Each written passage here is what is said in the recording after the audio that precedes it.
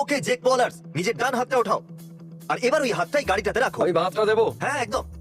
তাহলে রুল খুব সোজা, যে সবার শেষে নিজের ডান হাত আর এ নিজের বাঁ হাত এই গাড়িটা থেকে সরাবে, গাড়িটা তার হবে। এই গাড়ি?